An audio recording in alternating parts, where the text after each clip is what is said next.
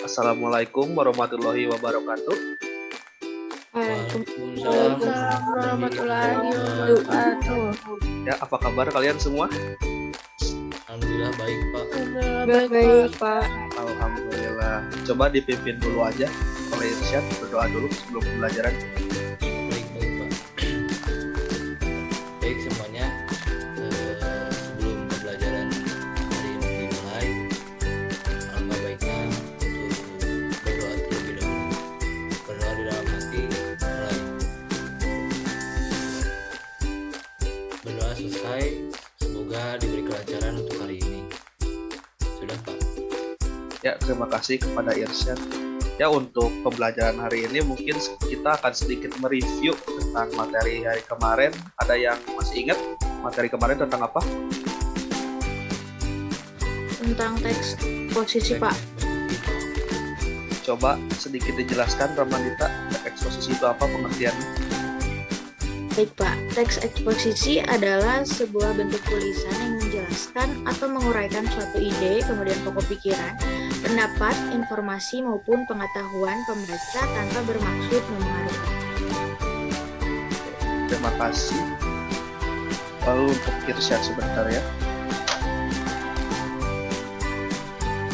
Untuk Irsyad, struktur teks eksposisi ada apa saja? Coba. Tesis atau pernyataan pendapat adalah bagian pembuka dalam teks eksposisi.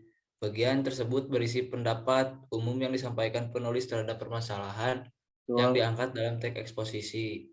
Terus ada argumentasinya, Pak, di mana argumentasi itu unsur penjelas untuk mendukung tesis yang disampaikan. Lalu ada penegasan ulang, yaitu bagian yang bertujuan menegaskan pendapat awal serta menambah rekomendasi atau saran terhadap permasalahan yang diangkat, Pak. Ya, betul. Terima kasih, Irsyad. Lalu yang selanjutnya kebahasaan teks eksposisi. Ada yang masih ingat? April, Reni, gimana? Yang masih ingat? Bacakan. Yang pertama, teks eksposisi memakai kata penghubung seperti sebaliknya, meskipun demikian, oleh sebab itu, dan pertama. Selanjutnya, contoh kalimat majemuk, yaitu Ratna memakai baju putih dan temannya mengenakan baju merah. Jadi kebahasan teks eksposisi antara lain, teks eksposisi memakai pronominal atau kalimat dalam teks untuk mengganti orang atau benda. Contohnya saja saya, kita, aku, kami, dan mereka. Kedua, kata adverbia. Kebanyakan kalimat dalam teks eksposisi memakai keterangan kata kerja atau verba, kata sifat atau adjektiva, dan kata benda atau nomina. Selanjutnya nomina. Nomina merupakan kata yang menyatakan nama tempat, nama orang, dan nama benda. Ya, terima kasih Reni. Ternyata kalian semua masih pada ingat tentang materi kemarin. Baik, akan saya lanjutkan materi selanjutnya, penerus materi kemarin. Hari ini kita akan membahas langkah-langkah menyusun teks eksposisi. Bapak izin share screen ya. Nah, yang pertama dalam langkah-langkah menyusun teks eksposisi ini menentukan topik. Langkah awal dalam menyusun teks eksposisi adalah menentukan topik atau tema yang akan dibahas atau dalam. Lalu yang kedua ada menentukan tujuan. Dalam menentukan tujuan ini kalian harus menyusun suatu paragraf eksposisi langkah yang dilakukan setelah menentukan topik, yaitu adalah menentukan tujuan utama dibuatnya teks eksposisi. Tujuan teks eksposisi ini nantinya kalian akan membantu menciptakan batasan permasalahan ataupun batasan topik sehingga teks berfokus kepada membahas sesuatu tujuan yang jelas. Lalu yang selanjutnya ada mendapatkan data yang sesuai dengan topik. Setelah topik dan tujuan kalian sudah ditentukan dengan baik, langkah selanjutnya adalah mendapatkan data sesuai dengan topik pembahasan. Data didapatkan dari berbagai metode seperti studi literatur, yaitu dari buku, jurnal ilmiah, dan karya tulis lainnya. Kalau ada pun wawancara, juga pengisian angket yang jelas. Data yang didapat harus sesuai dengan topik dan dapat menguraikan tujuan eksposisi dengan baik. Data yang didapat sifatnya harus objektif, faktual, dan juga aktual, sehingga bisa memberikan informasi yang baik bagi pembacanya. Lalu yang selanjutnya ada membuat kerangka karangan. Tahap akhir penulisan teks eksposisi ini adalah membuat kerangka karangan. Kerangka karangan adalah rencana penulisan karangan dengan cara merangkai ide, gagasan, juga data yang didapat menjadi suatu alur teks di mana suatu gagasan dengan gagasan lainnya saling berkesinambungan. Dan data yang didapat juga menguatkan ide serta gagasan dengan runtut dan tepat. Lalu ada langkah-langkah yang terakhir, yaitu mengembangkan kerangka karangan menjadi teks eksposisi. Mengembangkan kerangka karangan menjadi eksposisi adalah tahap pertama penulisan program eksposisi. Menurut Engkos Kosasi dalam buku Dasar-Dasar Keterampilan Bersastra menjelaskan bahwa mengembangkan kerangka dilakukan dengan cara mengubah topik, ide, dan gagasan menjadi suatu kalimat yang jelas. Kalimat-kalimat tersebut kemudian dirangkai satu sama lain dengan cara menambahkan kalimat transisi ataupun kalimat lainnya agar menjadi suatu paragraf yang utuh. Goris Kerap dalam buku Teks Eksposisi dan Deskripsi menyebutkan, ciri eksposisi yaitu menggunakan gaya bahasa yang bersifat informatif, sehingga teks eksposisi harus ditulis agar pembaca mendapatkan informasi dengan baik. Kalimat-kalimat gagasan disusun dengan alur yang logis, berkesinambungan, dan menggunakan kalimat yang luas. Kalimat dalam teks eksposisi juga harus bersifat netral. Artinya teks eksposisi tidak memihak suatu pihak, tidak memancing emosi, dan tidak mengiring persepsi pembaca untuk memihak sesuatu. Nah, sampai sini ada yang mau ditanyakan oleh kalian?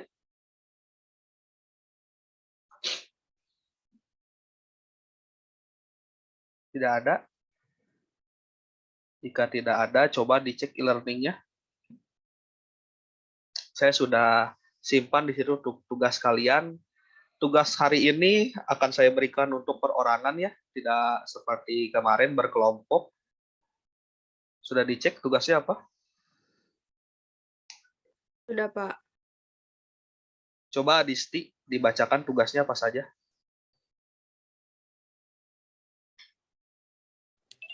Yang soal 5 bukan, yang soal bukan, Pak. Ya, betul. Dibacakan soalnya. Ya, dibacakan saja dulu. 1. Pilihlah salah satu di antara topik berikut sebagai gagasan pokok yang akan kamu kembangkan ke dalam teks eksposisi. Yang A-nya, pentingnya pendidikan tentang pelestarian lingkungan hidup. Yang B, penyebab utama kerusakan alam adalah perilaku manusia. Yang C, sampah pasar yang bermanfaat bagi pupuk tanaman. Kedua, setelah itu, kembangkan gagasan pokok tersebut ke dalam teks eksposisi dengan memperhatikan isi permasalahan, argumen, pengetahuan, dan rekomendasi, struktur, dan kebahasaan. Ketiga, presentasikan teks eksposisi yang kamu susun di hadapan teman-temanmu. Keempat, berilah tanggapan, kritik, dan saran terhadap teks eksposisi yang disajikan oleh temanmu. Ya, jadi hari ini kalian harus membuat atau menyusun teks eksposisi dengan sesuai gagasan yang tadi sudah saya berikan atau topik yang saya berikan. Di situ ada 3 gagasan yang seperti sudah tadi dijelaskan oleh Adis. Sebentar ya. Yang pertama ada topik pentingnya pendidikan tentang pelestarian lingkungan hidup. Lalu yang kedua ada penyebab utama kerusakan alam adalah perilaku manusia. Lalu yang terakhir ada sampah pasar yang bermanfaat bagi pupuk tanaman. Di sini kalian bebas memilih dari 3 topik itu, lalu setelah kalian sudah selesai membuat eksposisinya, silakan presentasikan masing-masing, lalu teman-teman yang lain memberikan kritik dan saran ya. Bapak beri waktu sekitar 40 menit, apakah cukup? Cukup ya sepertinya. Ya. Silakan langsung dikerjakan saja.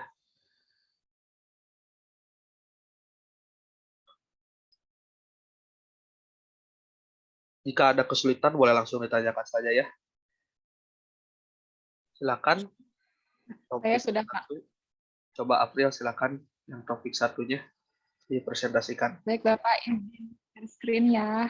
Ya, silakan.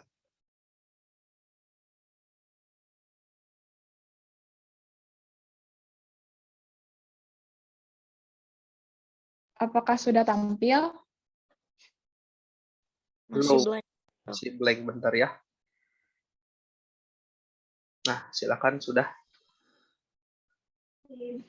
Baik, di sini saya memilih mengenai pentingnya pendidikan tentang pelestarian lingkungan hidup.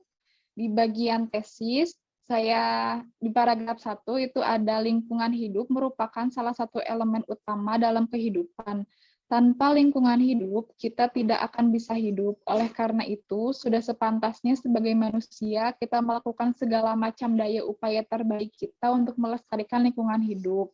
Di bagian rangkaian argumen pada paragraf 2, yaitu tentu hal tersebut tidak dapat tercapai jika tidak diimbangi dengan pendidikan. Dengan pendidikan, kita membina diri untuk mengetahui inti atau akar permasalahan dalam konteks pelestarian lingkungan hidup, serta menyajikan solusi terbaik yang dapat mencakup seluruh aspek permasalahan tersebut. Dengan pendidikan, kita dapat belajar tidak hanya untuk melestarikan lingkungan hidup, untuk jangka pendek maupun jangka menengah, juga untuk jangka panjang, puluhan atau bahkan ratusan tahun ke depan. Di bagian penegasan ulang, oleh karena itu sangat penting bagi kita untuk menguasai pendidikan agar lingkungan hidup kita tetap lestari. Sekian Bapak. Ya, silakan ada yang memberi saran atau kritik terhadap yang tadi topik 1 oleh April. Tidak ada? Ya, saya aja yang langsung menilai ya. Untuk tadi yang topik 1 mungkin bisa lebih dikembangkan lagi April. Apalagi itu yang di bagian penegasan ulang mungkin terlalu singkat. Untuk yang argumentasi ataupun yang tesis sudah cukup baik. Ya, terima kasih April. Untuk yang selanjutnya. Baik, Bapak, terima kasih. Ya, sama-sama. Untuk yang selanjutnya, topik 2, silakan siapa? Saya, Pak. Oke, silakan Irsyad. Izin share screen, Pak. Oke, siap.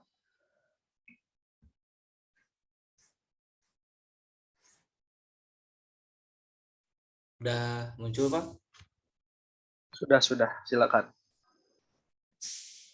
Judulnya penyebab utama kerusakan alam adalah perilaku manusia.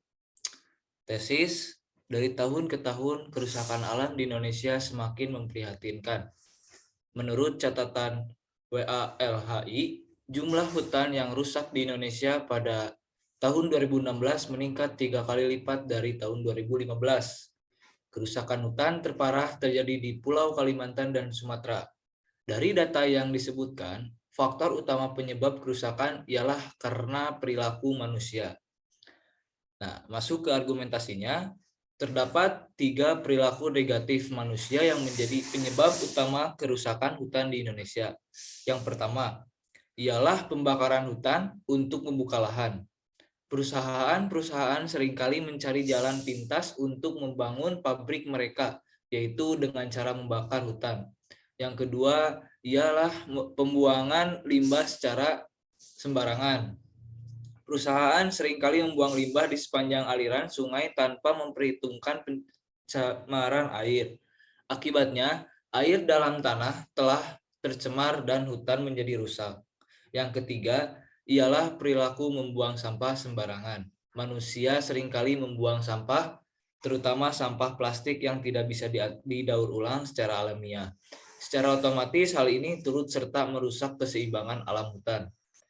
Masuk ke penegasan ulang, kerusakan hutan yang terjadi di Indonesia tidak lepas dari perilaku manusia sendiri.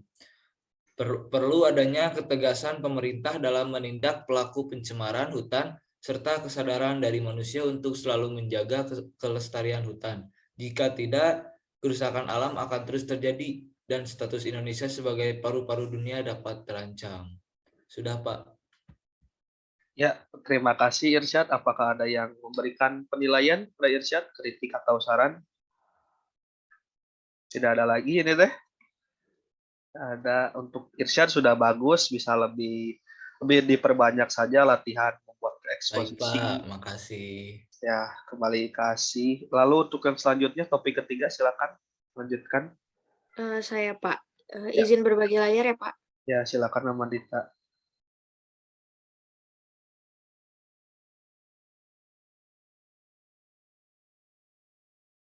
Apakah sudah muncul Pak?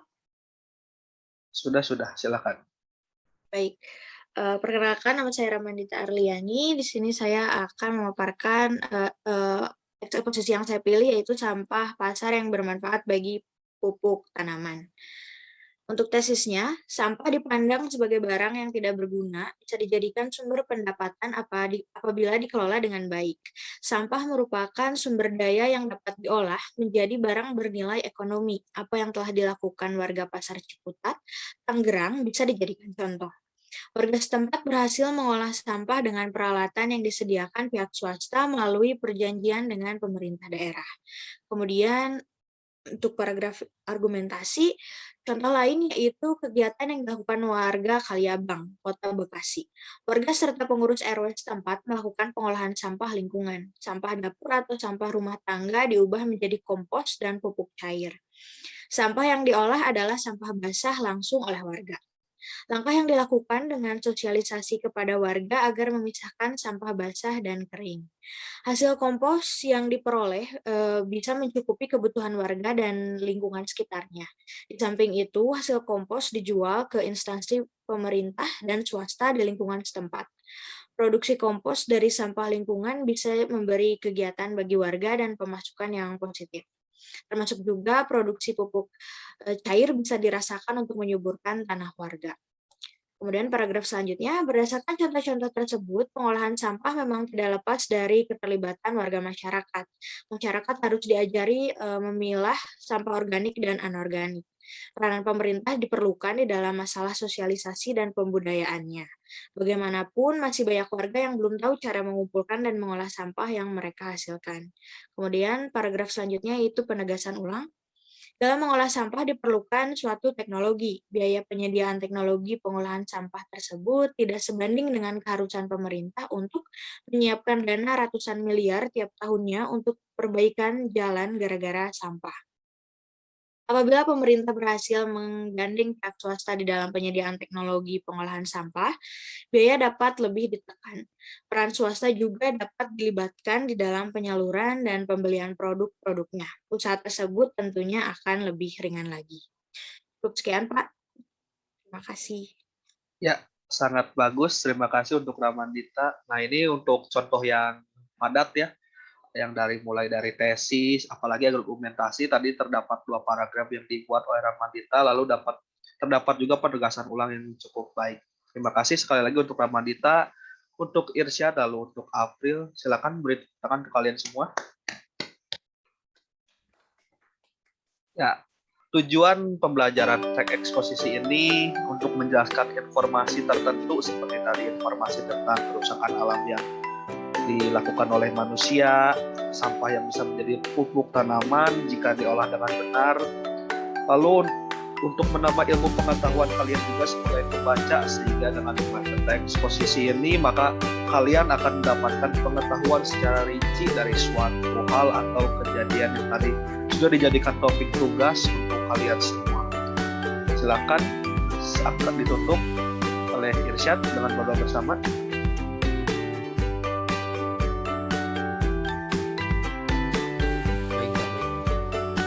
Alhamdulillah rekan-rekan, untuk pembelajaran hari ini terlaksanakan dengan lancar dan sangat menyenangkan setelah kita ditugaskan untuk menyusun teks eksposisi. Baik, untuk menutup pembelajaran hari ini, maka baiknya kita berdoa mulai.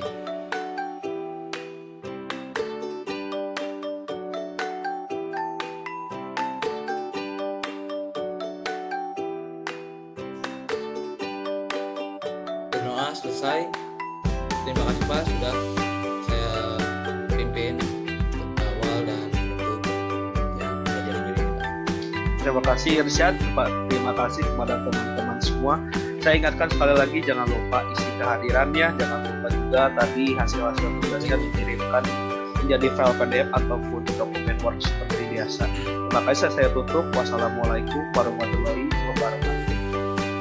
Waalaikumsalam